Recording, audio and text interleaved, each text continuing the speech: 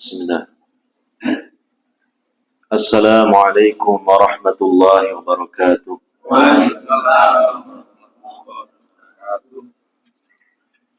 Hamdan katsiran tayyiban mubarakan fih kama yuhibbu rabbuna wa yarda. Asyhadu an la ilaha illallah wahdahu la syarika lah wa asyhadu anna Muhammadan abduhu wa rasuluh. Sallallahu alaihi wa ala alihi wa sahbihi ajma'in wa man tabi'ahum bi ihsanin ila yaumiddin. Wa qala ta'ala fi kitabihil karim, innal ladzina amanu wa 'amilus solihati kanat lahum jannatul firdausi nuzula. Al-ayah An-Naba. Hadirin wal hadirat, para bapak, para ibu, saudara-saudari sekalian yang semoga selalu dirahmati dan diberkahi oleh Allah Subhanahu wa taala. Alhamdulillah, di kesempatan subuh di hari ini kita masih hidup di dunia ini sesuai dengan takdirnya. Dan ini adalah nikmat dari Allah Subhanahu wa taala, nikmat kesempatan yang merupakan salah satu sarana bagi kita sekalian untuk meraih ridha, rahmat dan surganya Allah Subhanahu wa taala. Dan alhamdulillah, di kesempatan subuh di hari ini kita masih tetap di atas Islam, iman, dan bersemangat di dalam melaksanakan ibadah kepada Allah Subhanahu wa taala. Pada kesempatan subuh di hari ini kita dapat hadir di masjid dan di majlis ini untuk melaksanakan terutama dua ibadah yang sangat agung. Yang pertama sholat subuh berjamaah, yang kedua thalabul ilmi, menuntut ilmu Islam, mempelajari Al-Quran dan Sunnah Nabi Sallallahu Alaihi Wasallam. Mari kita upayakan sejak sebelumnya dan ketika melaksanakannya dan nanti setelahnya, niat ikhlas karena Allah Subhanahu wa ta'ala. Karena ibadah apapun, sebesar apapun, seagung apapun, menjadi kecil nilainya di sisi Allah Subhanahu wa ta'ala, bahkan mungkin tidak ada nilainya sama sekali di sisi Allah Subhanahu wa ta'ala kalau tidak diiringi dengan keikhlasan karena Allah Subhanahu wa ta'ala. Hadirin wal hadirat yang dimuliakan oleh Allah Subhanahu wa ta'ala, kita kaji kembali kitab Riyadhus Shalihin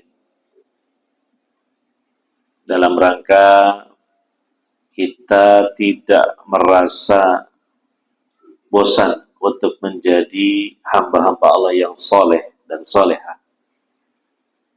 Di antaranya upaya pertama adalah kita mempelajari kitab Riyadhus Shalihin.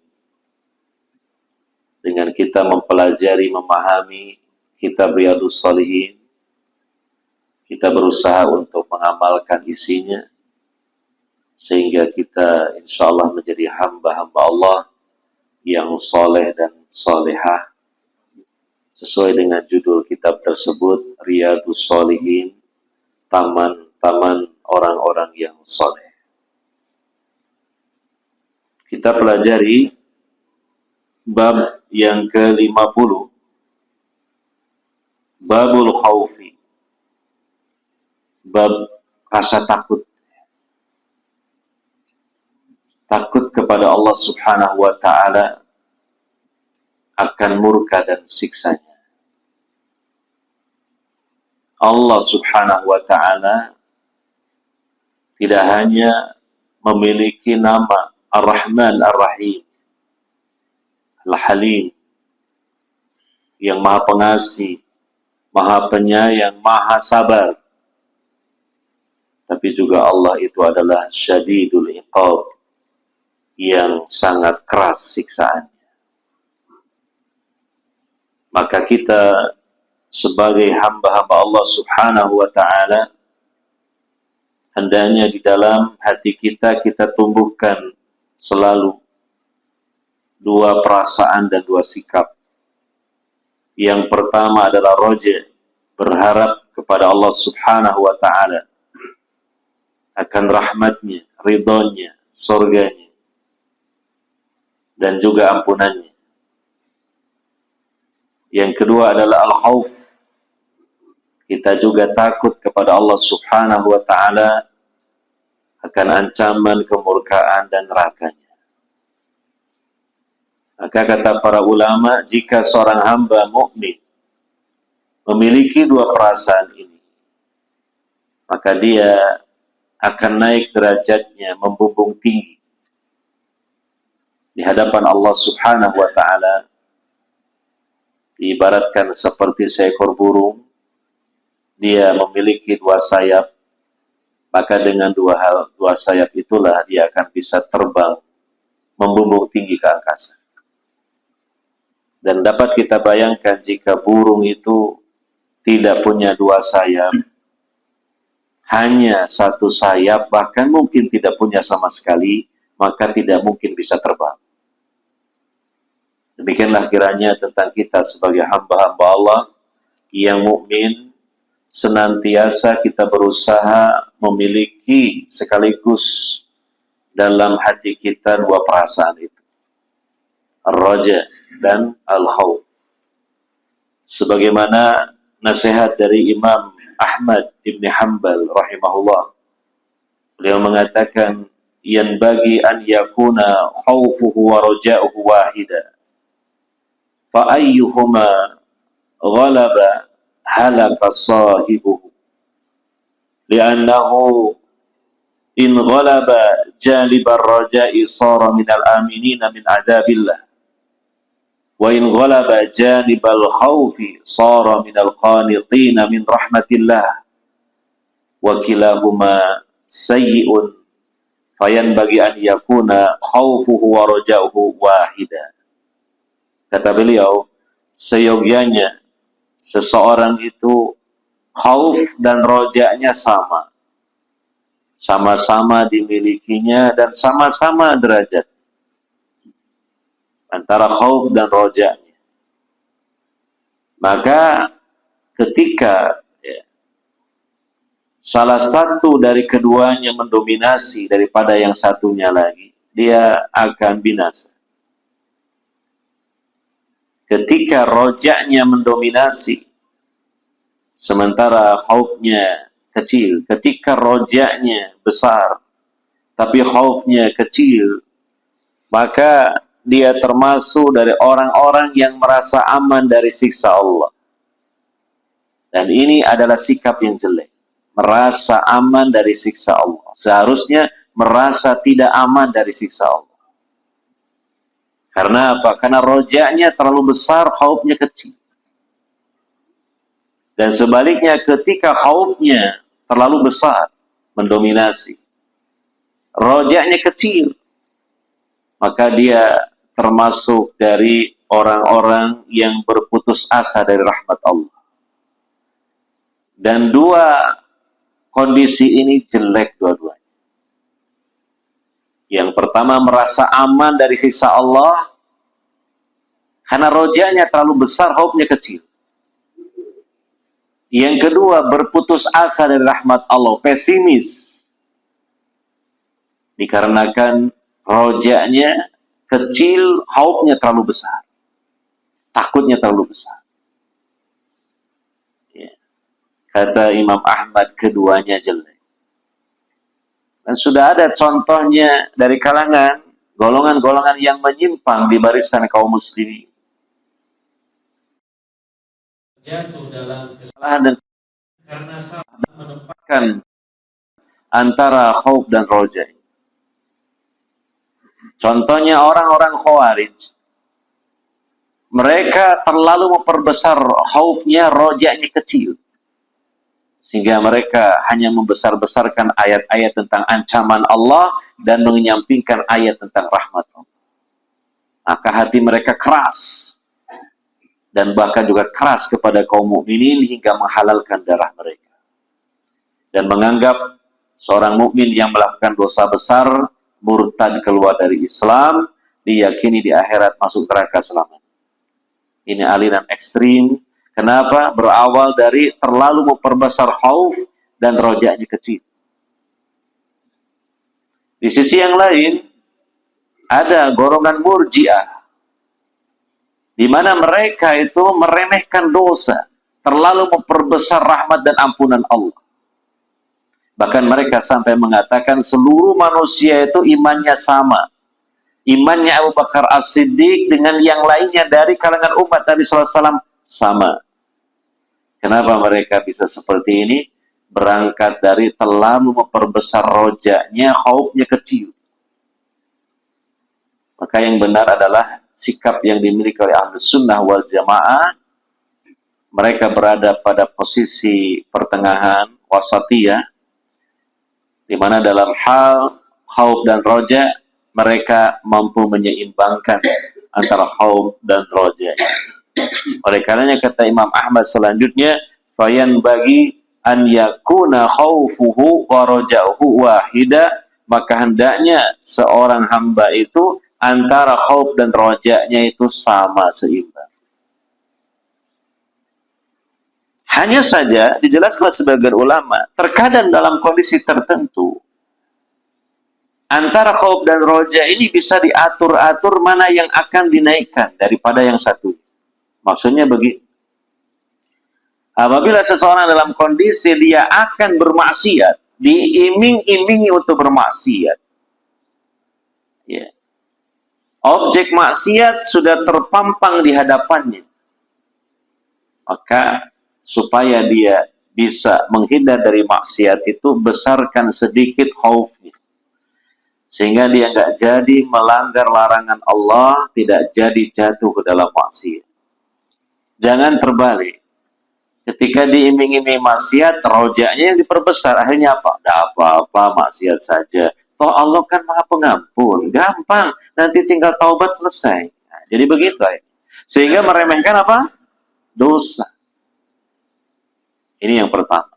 Yang kedua, ketika seseorang telah jatuh umpamanya dalam dosa, bahkan dosa besar, maka saatnya dia memperbesar rojaknya daripada khaufnya. Harapannya kepada Allah supaya dia tidak berputus asa dari rahmat Allah, supaya dia tidak berburuk sangka kepada Allah, sehingga dia muncul semangat untuk segera taubat dan inabah, kembali kepada jalan Allah. Dia meyakini dengan taubat Allah pasti mengampuni dosanya. Nah, demikianlah kurang lebih ilmunya antara khauf dan roja itu. Tetapi secara asalnya dalam kondisi pada umumnya khauf dan roja itu sama dan seimbang. Hadirin wal hadirat yang dimuliakan oleh Allah Subhanahu wa taala. Sesungguhnya kita mempelajari khauf ini merupakan unsur yang sangat penting yang dapat menunjang mewujudkan takwa kepada Allah Subhanahu. Bahkan takwa dengan khauf itu kalau dilihat dari sisi bahasa hampir sama. Takwa artinya apa? Takutkan kepada Allah, takut kepada ancaman Allah, takut kepada neraka Allah.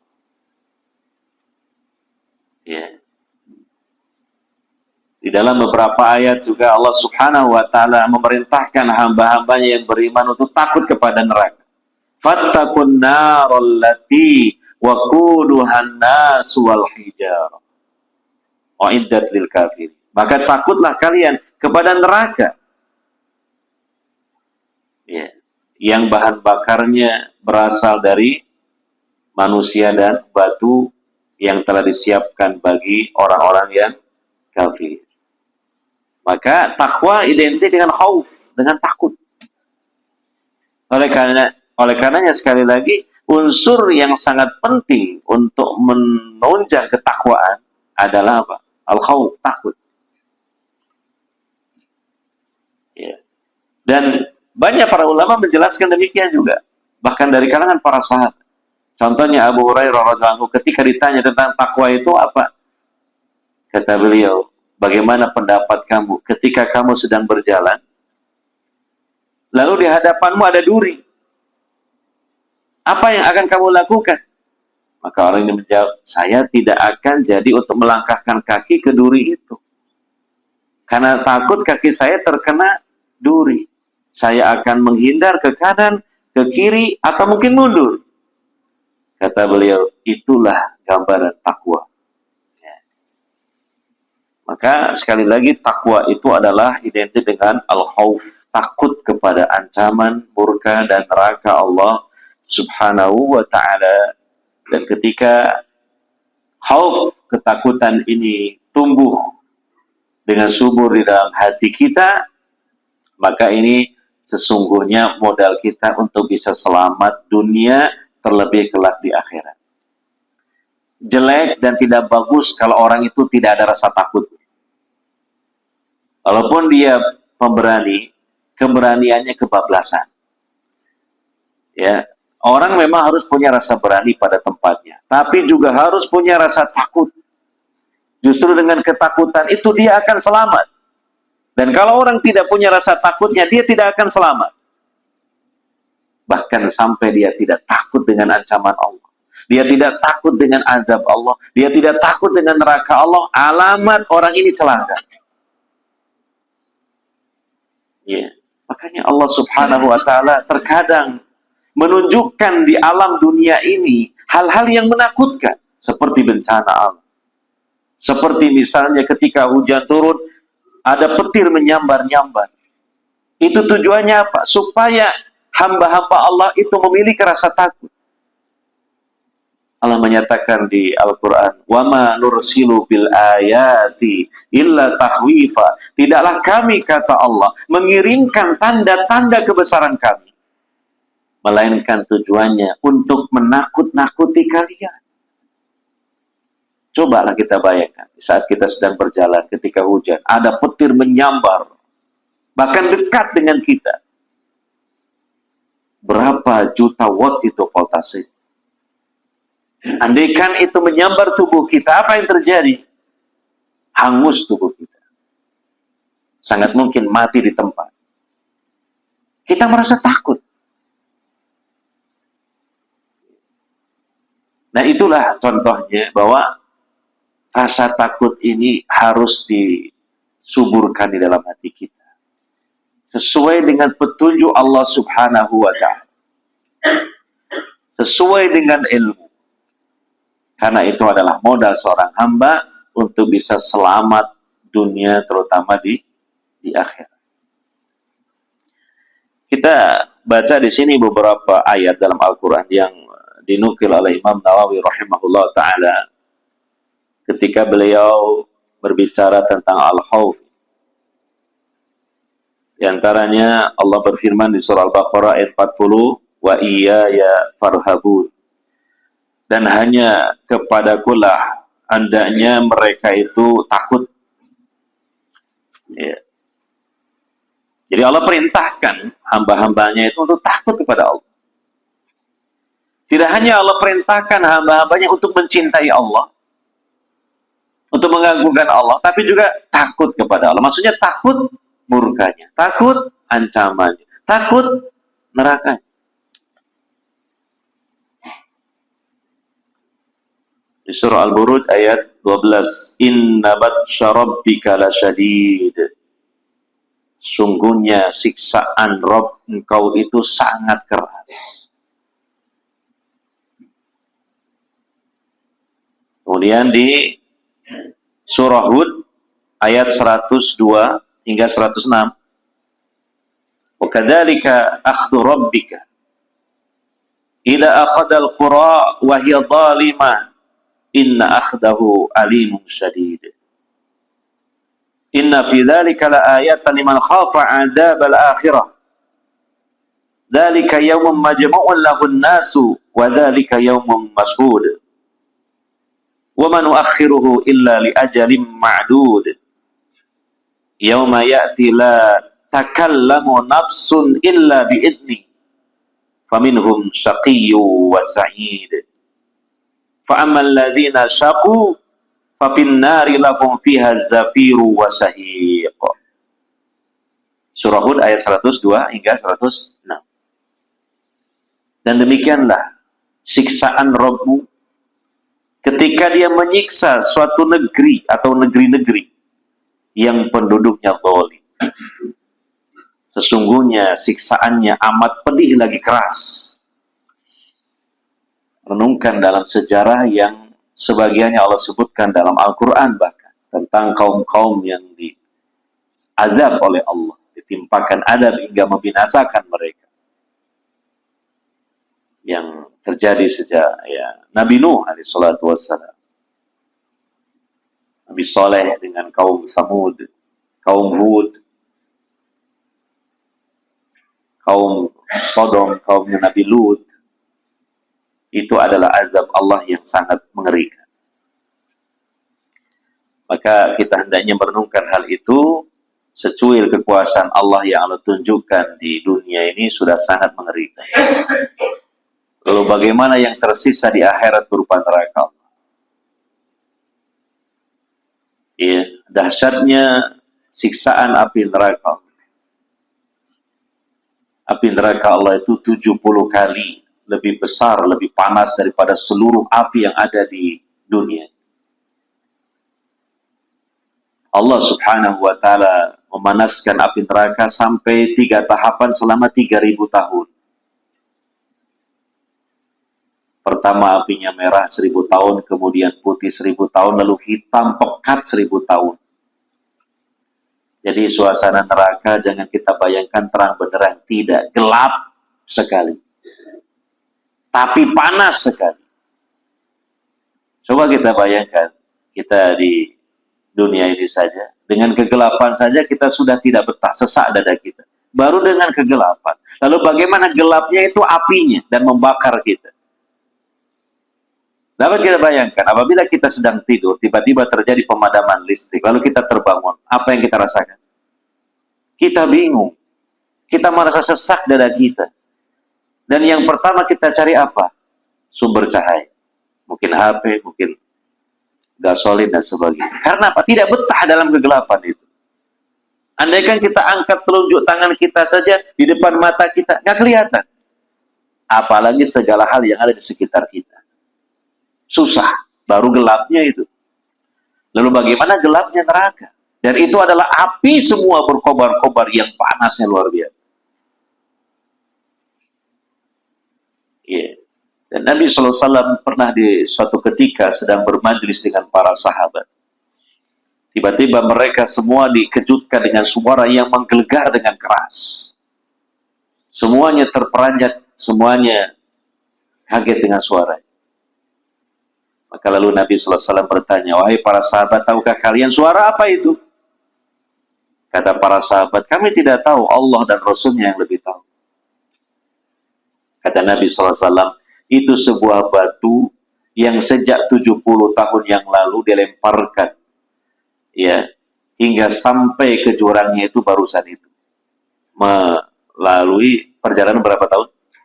70 tahun dilemparkan batu dari tepi jurang neraka baru sampai ke dasarnya itu selama berapa? 70 tahun. Alangkah dalamnya jurang neraka itu. Ya. Nah, maka inilah yang harus kita suburkan rasa takut ini karena Allah memerintahkan dan supaya kita bisa selamat. Sesungguhnya pada yang demikian itu terdapat tanda kekuasaan kami. Bagi siapa yang takut akan siksaan akhirat. Jadi yang tadi itu baru siksaan Allah di dunia, baru secuil. Selebihnya, sisanya lebih dahsyat lagi yang ada di akhirat. Ya, semua kita pasti akan masuk ke alam akhirat, tidak ada yang tertinggal di dunia. Pasti. Jangan khawatir. Oh, justru malah khawatir ya, terbalik. Jangan khawatir tertinggal, dan justru khawatir kita masuk ke akhirat. Kalau hidup kita hanya di dunia saja, selesai masalah. Mati, kemudian hancur, sirna kita ya. Selesai masalah. Masalahnya tidak demikian. Ketika manusia itu mati, bukan sirna, bukan hilang. Melanjutkan perjalanan panjangnya menuju kehidupan akhirat, dan sebelumnya singgah di alam kubur, alam barzah. Itu pun lama sekali. Lama sekali dalam kubur itu. Andaikan ada orang meninggal di zaman Nabi Adam, sekarang di zaman kita itu masih ada di alam kubur. Dan menunggu dibangkitkan, dan mulai dibangkitkan kalau sudah terjadi kiamat besar. Berapa lama? Ribuan, jutaan tahun, lama sekali di alam kubur. Baru di alam kubur, belum lagi yang di alam akhirat. Bandingkan dengan durasi kita hidup di dunia hanya berapa tahun? Berapa bulan, berapa pekan, berapa hari. Tapi yang sebentar ini yang menentukan ke depannya. Cuma kita banyak lalai. Cuma kita banyak terlena dengan kehidupan dunia ini. Cuma kita banyak membesarkan dunia, mengecilkan akhirat. Ini yang harus kita selalu renungkan. Ya. Yang demikian itu adalah hari ketika manusia dikumpulkan. Dan hari disaksikan oleh seluruh makhluk-makhluk Allah. Dan tidaklah kami menunda akhirat itu. Kecuali sampai waktu yang sudah ditentukan. Tidak ditunda. Tidak dimajukan, tidak juga diakhirkan. Diselenggarakannya kehidupan akhirat, tapi sesuai persis dengan apa yang sudah ditetapkan oleh Allah Subhanahu wa Ta'ala. Pada hari setiap jiwa datang dan tidak bisa berbicara kecuali dengan izin Allah. Maka di antara mereka ada yang celaka dan ada yang berbahagia. Dua golongan itu saja. Ashabul yamin dan ashabul shimal. Ashabul yamin, rombongan yang berada di samping kanan. Ashabul shimal, rombongan yang ada di samping kiri. Kemana mereka digiring? Ashabul yamin digiring ke surga. Ashabul shimal digiring ke neraka. Nah, kita nanti pasti ditempatkan di salah satu dari dua rombongan.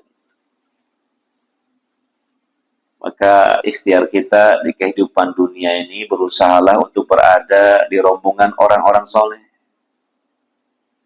Supaya di akhirat Allah tempatkan kita pada rombongan ashabul yamin.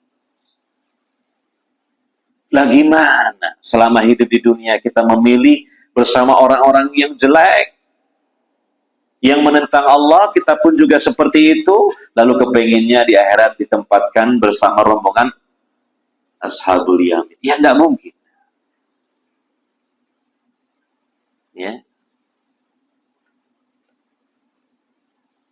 Maka adapun orang-orang yang celaka, maka mereka berada di dalam neraka. Perhatikan di sini Allah gambarkan hal yang mengerikan. Keadaan penduduk neraka itu. Lahum fiha zafiru wa sahiqa. Bagi mereka kondisinya zafir dan syahid. Apa itu zafir dan syahid? Zafir itu ya, mereka ketika menarik nafas itu merintih kesakitan.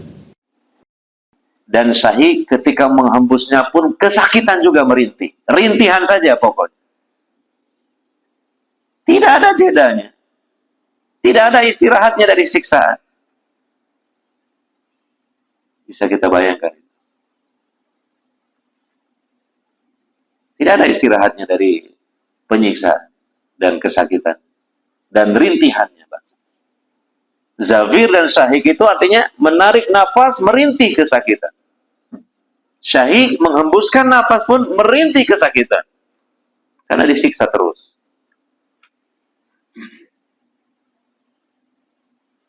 Ya, semua kita ini terancam dengan neraka. Sebab kita tidak dijamin selamat dari neraka. Jangan sikap kita itu seperti sudah dijamin masuk surga. Gak ada rasa takut. Hampir tidak pernah beristighfar pada Allah Subhanahu wa Ta'ala. Nah, kalau begitulah kayak 10 sahabat yang dijamin masuk surga. Padahal 10 sahabat Nabi yang dijamin surga pun banyak nangisnya. Banyak takutnya kepada Allah. Ya. Abdurrahman bin Auf, sahabat yang paling kaya dan paling banyak bersedekah di jalan Allah, merasa takut karena banyaknya harta.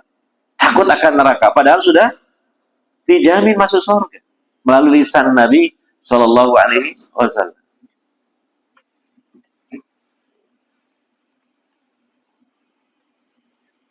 Umar bin Khattab radhiyallahu anhu, tiap malam beliau menangis, ketakutan akan murka Allah Subhanahu wa Ta'ala, ketakutan hisab di akhirat. Abu Bakar As-Siddiq, seperti yang diceritakan oleh putrinya sendiri Aisyah radhiyallahu anha, beliau mengatakan, kalau bisa ayahku jangan dijadikan imam karena dia tidak kuat kalau membaca ayat, selalu menangis, tangisan yang keras. Padahal Abu Bakar As-Siddiq dijamin masuk surga. Tapi kita ini nggak dijamin masuk surga, tapi sikapnya kayak sudah dijamin masuk surga. Nggak ada rasa takut, nggak pernah menangis dengan ancaman Allah, nggak bergetar hatinya ketika disampaikan ancaman-ancaman Allah. Santai dan tenang saja. Padahal tidak dijamin masuk surga. Tidak dijamin selamat dari neraka. Terancam dan masih beresiko dengan neraka. Nah, disinilah kita perlu merenungkan tentang khauf ini. Yeah. Bahkan jangankan para sahabat Nabi Muhammad SAW yang pasti masuk surga, dijamin ampunan Allah untuk beliau andaikan beliau berbuat salah. Apa kata Nabi SAW? Sayyabatni Hudun. Surah Hud ini membuat aku ini berubah. Rambut Nabi SAW beberapa hal itu berubah menjadi putih berubah. Karena apa? Merenungkan kandungan surah Hud yang dahsyat. Itu Nabi Muhammad SAW. Kenapa kita sulit menangis? Bergetar hati ketika disebutkan ayat-ayat tentang adab. Itulah indikasi hati kita masih keras. Belum subur hati. Belum lembut hati. Ya.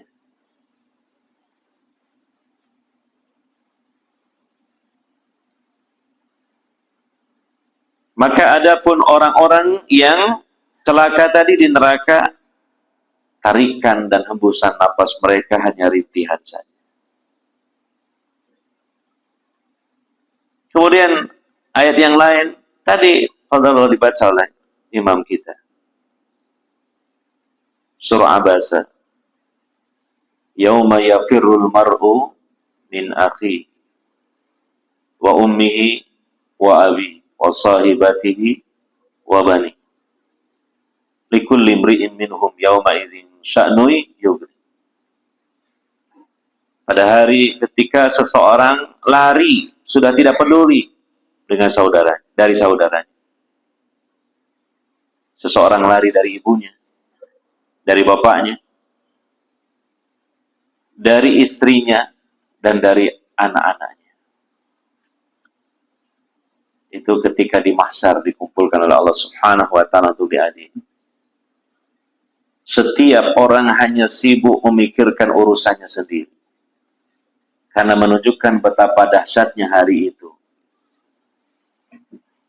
Bahkan Nabi SAW menjelaskan ketika di mahsyar seluruh manusia dikumpulkan jadi satu di satu tempat, laki maupun wanita, dalam keadaan telanjang bulat. Hingga Aisyah radhiyallahu anha begitu mendengar hal ini bertanya kepada Nabi SAW, laki dan wanita tidak berbusana sama sekali dikumpulkan dalam satu tempat, tidakkah satu sama lain saling melihat? Kata Nabi, tidak wahai Aisyah. Ini gambaran betapa hari itu dahsyat sampai tidak ada terbetik sedikit pun pikiran untuk melihat. Hanya melihat dirinya sendiri. Nah, hari yang dahsyat itu nanti kita akan hadiri, pasti itu ya.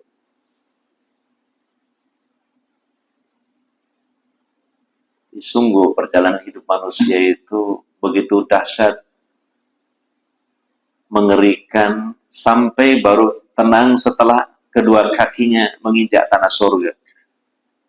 Menginjak tanah surga, baru tenang. Ya, maka hidup ini, apalagi kita semakin lama semakin tua ini, jangan hanya santai-santai saja dan hanya memikirkan urusan dunia saja. Kita ditunggu akhirat. Dan seiring waktu kita semakin menjauhi dunia dan mendekati akhirat. Dan kita di akhirat itu tinggal abadi selama-lamanya.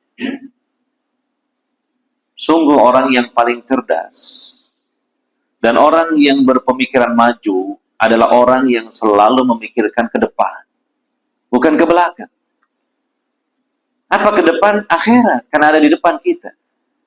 Apa yang di belakang? Dunia. Semakin lama kita tinggalkan.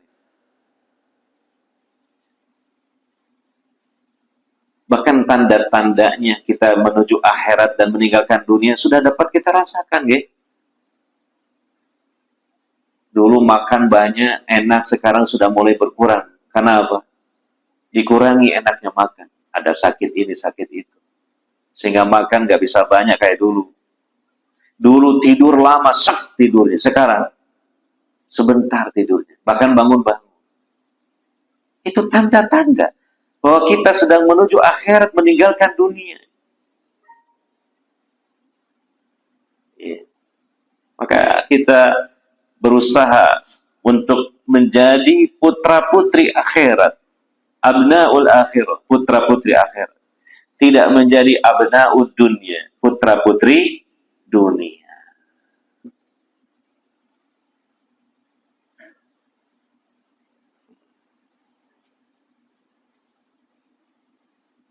Kemudian di surah Al-Hajj itu Allah menceritakan tentang pendahuluan kiamat. Tiupan sangkakala malaikat Israfil, tiupan yang pertama itu belum tiupan penghancuran.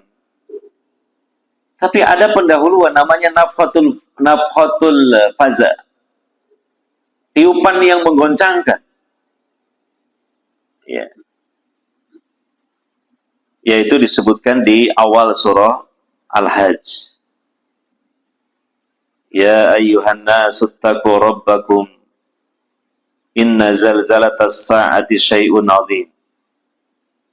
Wahai sekalian manusia, takutlah kalian kepada Rabb kalian. Sesungguhnya kegoncangan kiamat itu sesuatu yang sangat dahsyat. Sesuatu yang sangat besar. Yauma tarawunaha tadhalu kullu murdi'atin amma arda'at wa tada'u kullu dhati hamlin hamlaha wa taran nasa sukara wa ma hum bisukara walakinna adaballahi syadid. Pada hari kalian menyaksikan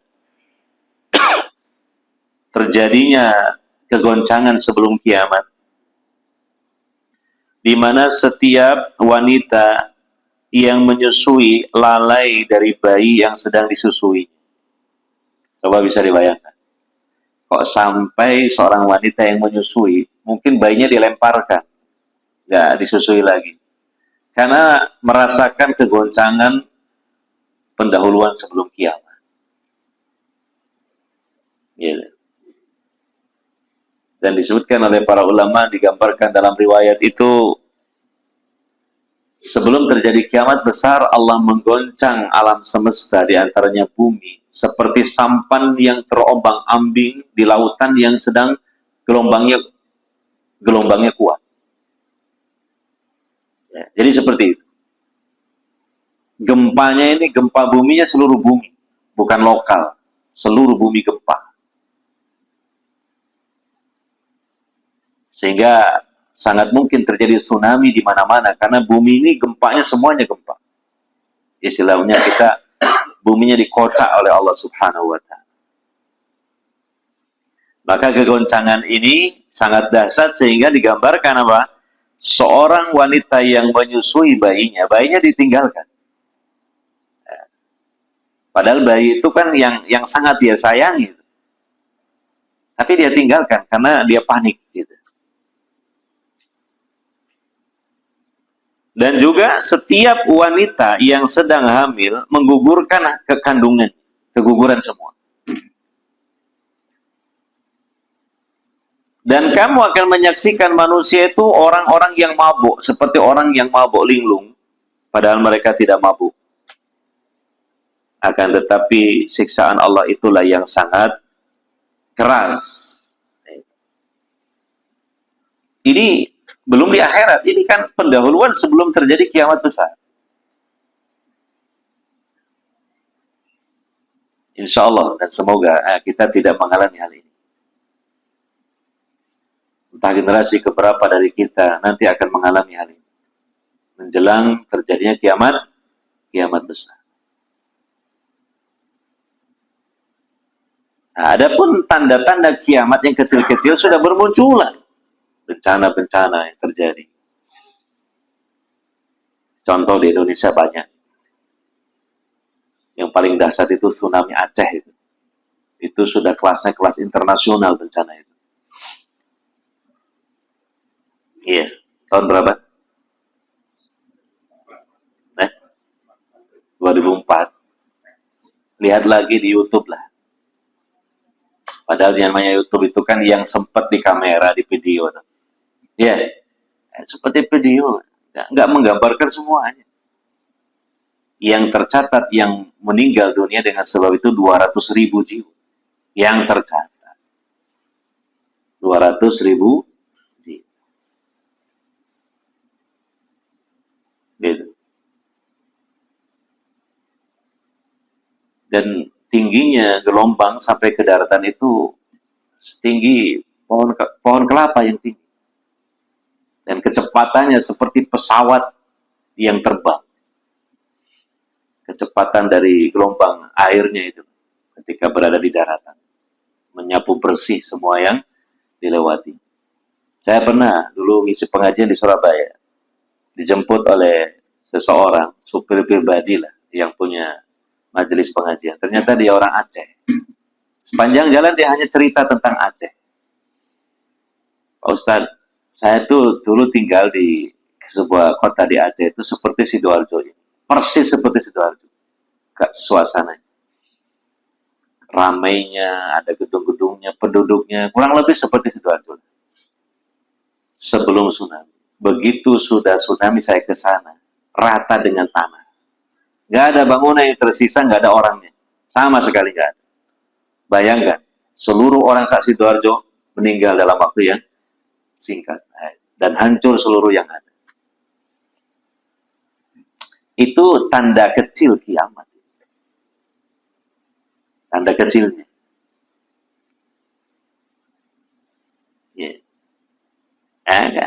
Nggak jauh-jauh dari kita, masih di negeri kita.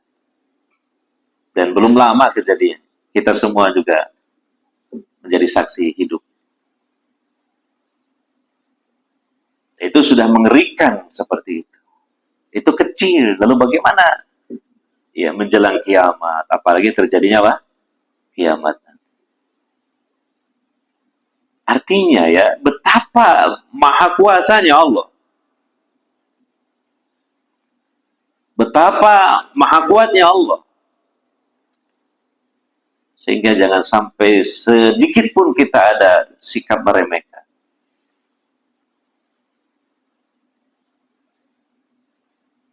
Allah ciptakan rasa sakit itu sebagai bahan renungan.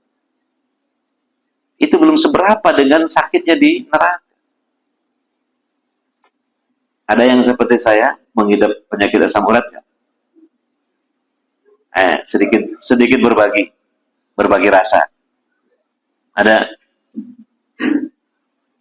asam urat itu digelari oleh para ahli medis dengan the king of disease. Rajanya sakit. Bukan karena beratnya, yang berat masih banyak. Cuma rasanya itu the king of disease. Rajanya apa? Sakit. Kalau sudah orang kena asam urat, contoh di kakinya, bengkak, nggak bisa jalan. Istilahnya begini, semua orang mengatakan begini yang mengalami. Jangankan disentuh pakai tangan. Kalau tidur, kesentuh selimut aja, sakitnya luar biasa. Kesentuh apa? Selimut. Tanya aja para pengidap asam urat, sepakat itu. Kesentuh selimut, Pak, sakit. Bagaimana kalau disentuh tangan, apalagi kalau buat berdiri atau jalan. Apalagi kalau dipentungi kayu, tambah. Bisa semaput.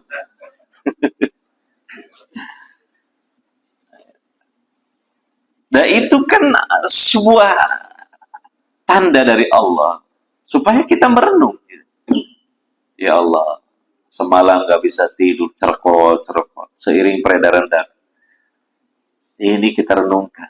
Ya, pertama proses penghapusan dosa lah. Alhamdulillah ala kulli hal. Yang kedua, bagaimana di neraka? Makanya tadi disebutkan zafirun wa syahik. Merintih terus penduduk neraka itu. Nggak ada jedanya. Nggak ada istirahatnya. Bahkan disebutkan setiap tarikan napas merintih. Hembusan napas apa? Merintih. Begitu. Siapa yang mau menolong? Nggak ada. Siapa yang mau peduli? Itu adalah sebuah renungan bagi kita. Untuk kita sekuat tenaga ini istiqomah di atas iman, tauhid, ibadah, melaksanakan sunnah Nabi SAW. Jangan karena ada sedikit celaan mundur, surut, malas, terpengaruh oleh orang-orang yang malas, oleh orang-orang yang terbuai dengan dunia. Harusnya kita mengingatkan mereka, malah ikut-ikutan terlena dengan dunia. Malah ikut-ikutan lalai dari akhir. Ya. Kita beribadah itu harus mandiri. Itulah ikhlas. Karena kita butuh keselamatan dan kebahagiaan di akhir. Jangan, ini pengikut pengajian, yang ngaji kok sedikit, aku gak ngaji bisa. Loh. Ngaji bukan karena manusia, karena Allah. Saya ya sedikit menyemangati diri saya sendiri. Kalau pengajian itu saya nggak lihat jumlah. Anda kan takmir, mohon maaf Pak Ustadz, nih yang ngaji cuma 10 orang. Loh Pak, bagi saya itu ngaji itu tidak ada masalah, ngaji berapapun. Satu orang nggak masalah, asal jangan setengah orang. Nah, setengah orang kan bingung ini. Nah ini penampakan setengah orang. Minimal satu lah ya. Kalau setengah orang ini kan bingung. Itu melatih diri sendiri lah, bahwa ibadah itu mandiri. Karena kita butuh keselamatan. Karena kita pengen masuk surga. Oh, jadi jangan takut celaan orang.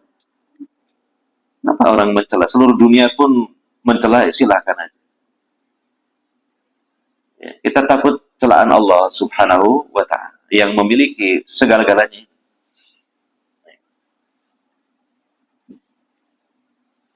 Nah ini perlu kita merenungkan hal seperti ini. Jadi untuk bisa ikhlas itu nggak gampang. Apalagi untuk khusyuk itu nggak gampang. Itu prosesnya panjang. Nggak bisa instan khusyuk itu dikarbit sehari daurah ikhlas. Nggak bisa. Tapi dari unsur-unsur inilah bagaimana kita bisa menjiwai, meresapi, memakrifati dahsyatnya akhirat. Kita membayangkan tatkala kita sendirian berdiri diadili oleh Allah Subhanahu wa Ta'ala. Allah berbicara langsung dengan kita. Di samping kanan kiri kita cuma amal kita antara yang baik dan yang buruk. Di depan kita api neraka yang siap membakar kita. Apa yang mau kita lakukan di situ? Itu hari pembalasan. Tidak ada lagi kesempatan untuk berjuang, berusaha, dan melakukan pembelaan. Tidak ada. Pasrah dengan akibat dari perbuatan kita sendiri. Makanya disebut Yaumuddin, hari pembalasan.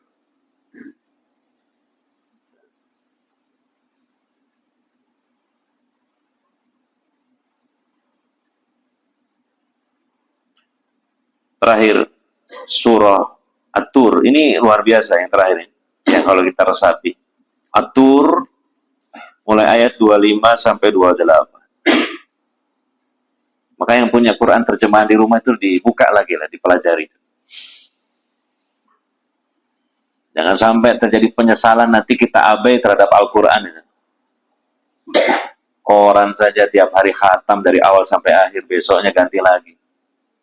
Quran nggak pernah khatam. Maksudnya apa? Menghatamkan terjemahannya. Kalau bacanya mungkin paling tidak Ramadan khatam, baca. Tapi terjemahannya mungkin nggak pernah kita baca terjemahan.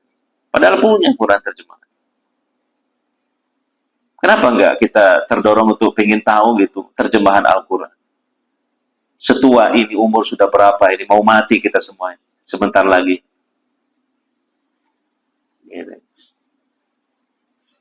Sebelum penyesalan yang nggak ada gunanya.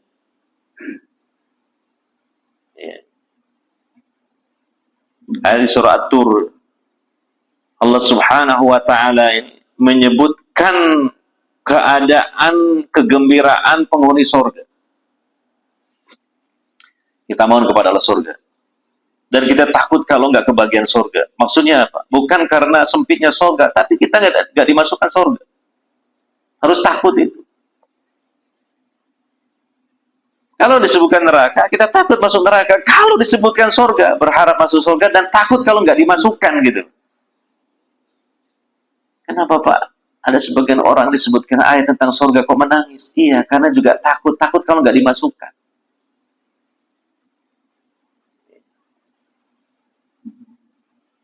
Wa aqbala ba'duhum 'ala ba'di yatasaalun. Satu sama lain berhadap-hadapan dan saling bertanya. Inilah gambarannya, itu menyenangkan sekali. Mungkin akan dipertemukan dengan orang-orang yang sudah dikenal di dunia, teman-temannya juga. Ya.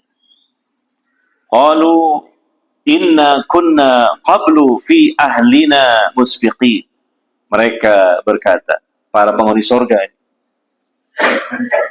sesungguhnya kami dulu itu ketika di tengah-tengah keluarga kami merasa takut. Nah, ini ketika di dunia. Berarti kan orang-orang surga itu, di dunianya itu ada khauf, ada ketakutan. Karena masih terancam dengan neraka. Takut kalau tidak dimasukkan ke dalam surga. Musfiqin. Famanallahu alaina, maka Allah menganugerahkan kepada kami. Maksudnya surga ini. Wa waqana 'adzabas samum, dan menyelamatkan kami dari siksaan neraka yang membakar. Ketika melintasi sirat, selamat, tidak sampai terjatuh ke dalam jurang neraka. Hingga sampai ke surga. Ini Pak, dalam definisi saya, orang yang paling hebat itu di dunia ini selain Nabi, Rasul, orang-orang yang dijamin surga. Kita nggak tahu orang yang hebat itu yang mana. Apakah orang yang paling kaya? Belum tentu. Apakah yang paling alim? Belum tentu. Apakah orang yang kelihatannya soleh? Belum tentu, cuma kelihatannya soleh. Yang hebat itu nanti di akhirat. Kalau orang itu selamat dari neraka, masuk ke dalam, itulah orang yang hebat. Itulah orang yang paling sukses. Pak Ustadz hebat ilmunya. Itu kan pemberian Allah. Belum tentu di akhirat selamat dari neraka. Belum tentu hebat. Belum tentu. Karena masih di dunia. Kita nggak tahu nasib kita. Maka orang yang hebat itu, orang yang di akhirat itu selamat dari neraka, masuk ke dalam surga. Seperti yang Allah sebutkan, tergambar tentang orang-orang ini dalam ayat ini.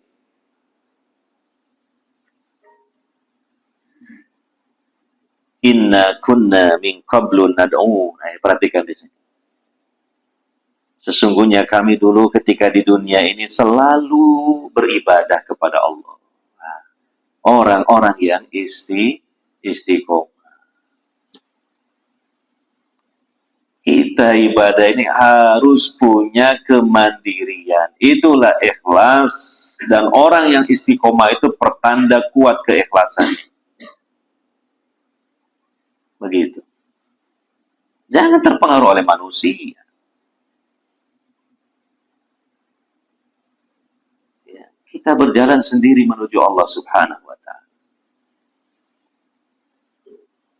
Ya, di sini kita merenungkan, ya, padahal ini belum terjadi ya, tapi Allah kan maha tahu segala kejadian sebelum terjadi. Nanti itu penduduk surga ada yang percakapannya seperti ini Pak isinya, gitu Pak. Dialognya antar penduduk surga seperti ini. Nah, dialognya ini makanya Allah sebutkan di Al-Quran menunjukkan mengandung pelajaran yang besar. Cerita ketika bersantai-santai di dipan-dipan yang empuk, yang nggak bisa kita bayangkan lah bagaimana kesenangan dan kegembiraannya lah. Bercengkrama mereka, cerita. Dulu kami ini, kata mereka itu, selalu menyeru Allah, selalu beribadah kepada Allah. Istiqomah. Ya. Sepanjang hidup di dunia. Kita mohon kepada Allah istiqomah, karena gak ada jaminan kita istiqomah ya. Di atas iman, amal soleh. Hati mudah berubah.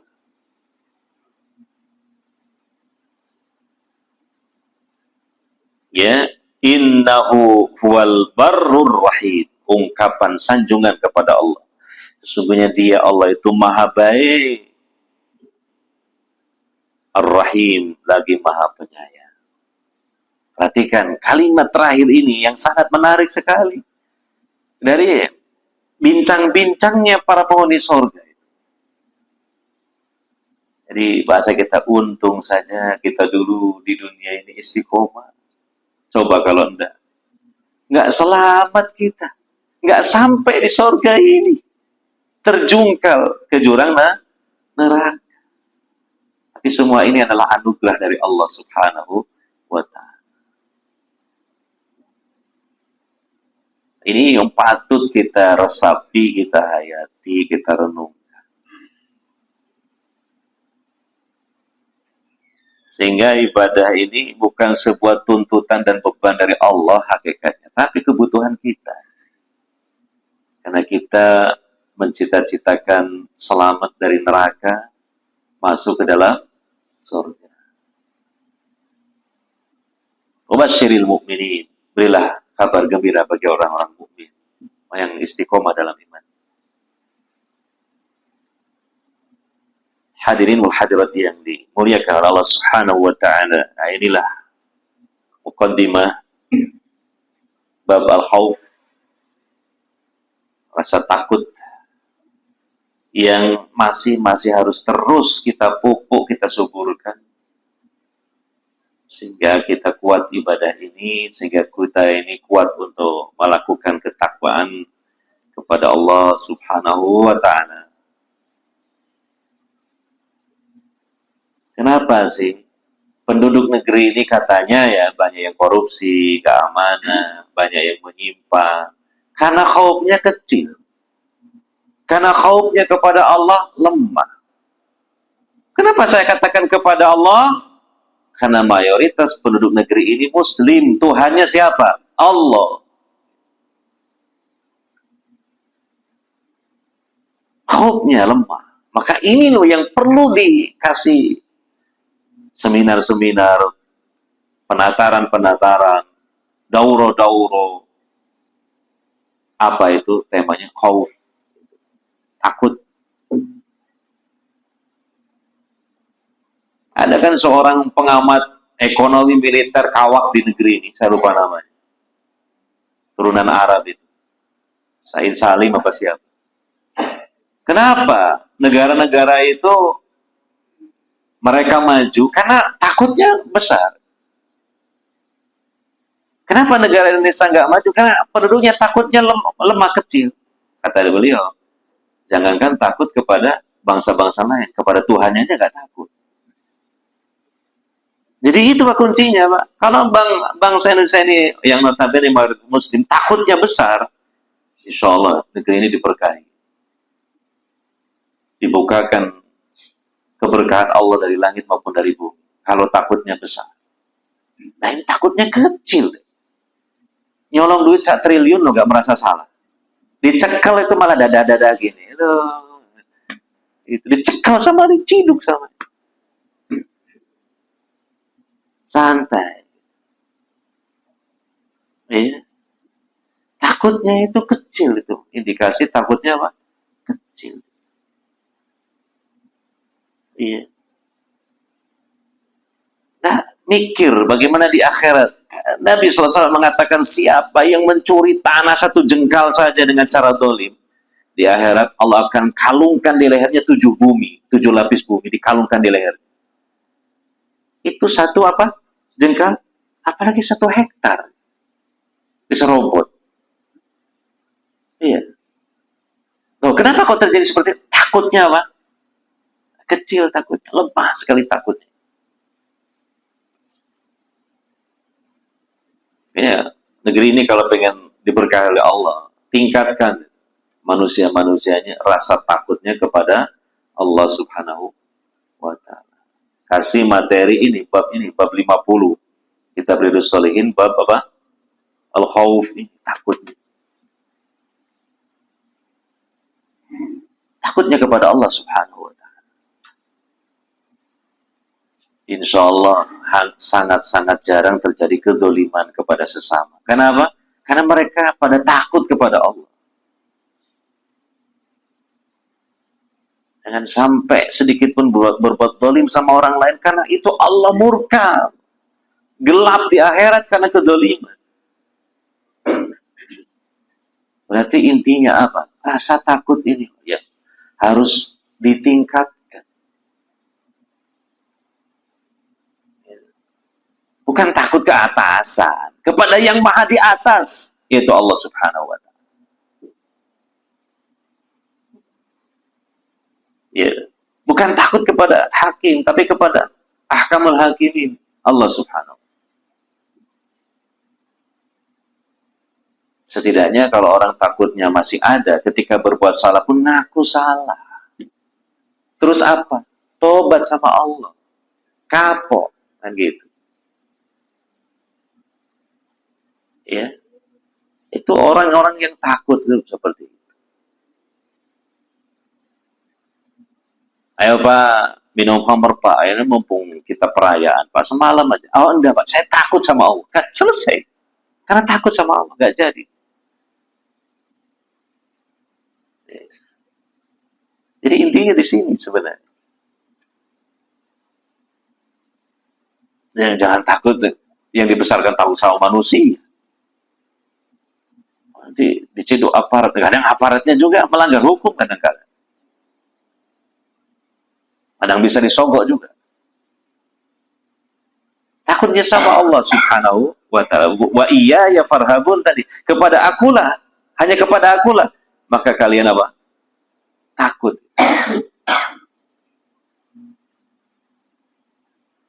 Kadang Allah kasih kita sakit yang luar biasa. Itulah sedikit saja Allah menakuti kita. Bagaimana azabnya itu pedih. Iya. Baru asam urat, aduh betul-betul menyiksa sekali. Bagaimana siksaan Allah yang lain di neraka? Nah, bisa dianggap enteng. Ya. Nah inilah hadirin wa hadirat yang dimuliakan Allah. Semua kita belajar di sini. Bukan berarti saya yang ngomong ini yang paling takut kepada Allah, ya. Tapi kita belajar untuk menumbuhkan, menyuburkan dalam hati kita, Pak, khauf, rasa takut kepada Allah Subhanahu. Bagaimana kita bisa bergetar ketika mendengar ayat-ayat Allah yang berupa ancaman? Bagaimana kita merenung tentang dahsyatnya neraka, lalu kita merasa sedih, takut kalau masuk ke neraka. Begitulah, penghayatan-penghayatan itu penting sekali. Tafakkur, tadabbur itu penting sekali. Bukan sekedar membaca ilmu dan teori belaka. Demikian, semoga bermanfaat. Ya, kita akhiri dengan doa subhanakallahumma wa bihamdika wa asyhadu an la ilaha illa anta astaghfiruka wa atubu ilaik. Wassallallahu ala nabiyyina Muhammad wa ala alihi wa sahbihi ajmain. Walhamdulillahi rabbil alamin. Wassalamualaikum warahmatullahi wabarakatuh.